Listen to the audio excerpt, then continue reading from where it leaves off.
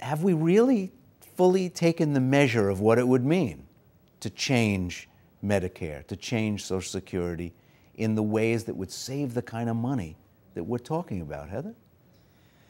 These are really big questions. I think that one of the challenges for those of us on the outside is we don't know everything that's gone on, behind closed doors in these negotiations. So we don't have all the details to know exactly what would or wouldn't be done.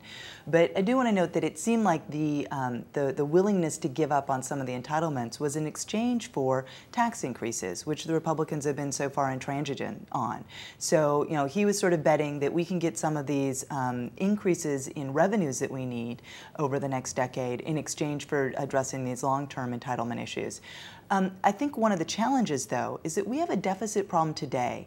And thinking about these long-term changes to Medicare or Social Security aren't going to do anything to address the fiscal challenges today, because these changes are all going to be far off into the future. When we talk about them, we always talk about not changing things for current retirees or people about to retire. We're not going to change things necessarily for people right now who are receiving benefits. So there's a little bit of a, we're taking a long-term, a short-term challenge and sort of saying, well, these things far off in the future. But, between now and then, the economy could change a lot. So what I'd like to see us talking about is what are we doing to address the economic challenges facing us right here, right now. And, of course, the big ticket item is unemployment. Until we get people back to work, we're really not going to be able to get our fiscal house in order. Social Security, when I look at the numbers of how much people have saved, how much people in their 40s and 50s have saved, my first reaction is that's the last thing that you could actually change. People have saved very little money, and a lot of people in their 40s and 50s are the people who are losing their houses, which was one of the only repositories of value that they had for their retirement. Yet people are willing to talk about Social Security. Okay, fine. Can we use that as a way to save our way out of this crisis? Actually, I think we have to put everything on the table. I understand that people want to keep the same thing they are receiving right now, all the benefits from Medicare, Medicaid, Social Security, but the truth is that it's not possible. It's not a choice.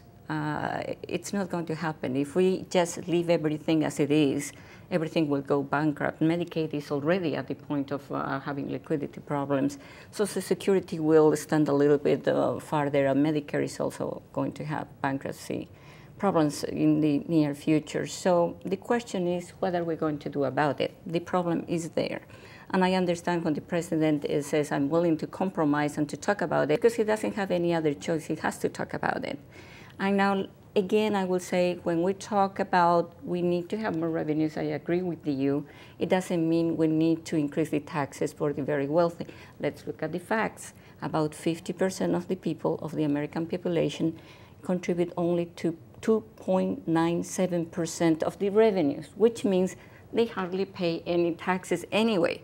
So we are not going to increase the taxes on them because they are not even paying taxes. So already the rich people, as we call it, they are already footing the bill. They are already paying it. Let me stop you right there, because I'm wondering if that's a moral argument as much as it is an economic argument. The people who pay most of the taxes also make most of the money. Yes, yes. And those two numbers are not very much out of whack. Mm-hmm. The people right up at the top of the distribution, who are making a great big chunk of the money, yes, the top 2%, yeah, are paying a proportion of the taxes that resembles the proportion of the money that they Not make. even close. The top 1% covers 20% of the revenue that the United States gets in taxes. Right, and they're so making they are already doing, and 20% as you say, of the, yes, but making between they 10 are and doing 20% of the right money. thing. They are already contributing. All I want to say is, it's not that they are not paying taxes. Many people think the rich don't pay taxes. That's not true. Most of the revenues are coming already from the rich. Fair enough. That's a fact. That's not an opinion. So what is going to happen with the Medicare? They also say, okay, with the Paul Ryan plan, he's thinking to reduce the Medicare by over $100 billion, and we are not going to allow that. If you look at the Affordable Care Plan, what they call Obamacare, and I don't like to call it that way, I think it's a health plan that the president passed, that reduces Medicare by about $500 billion, not $100 billion. So I don't understand when people complain about a 100 billion cut, but they don't complain about a 500 billion cut. Because I think they're It's supposed lack to of accomplish very information. different things, though. One is giving Yeah. you money and saying, go buy your own health care, and one is providing a set of services that may, yes, you're right, in fact, be cut back in their availability It's not and their providing volume. instead of providing. It's telling you, I'm sorry, but we are not going to provide for this and for that.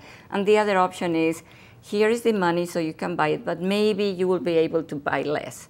So you will be able to buy less 100 billion in scenario one and less 500 billion in the affordable care scenario. So if somebody wants to cut my salary by 10% and another one wants to cut my salary, let's say, by 20%, I go for the 10% if I have no option. If you're over 65 and you can find health insurance, comprehensive health insurance for $6,000 a year, please write me. But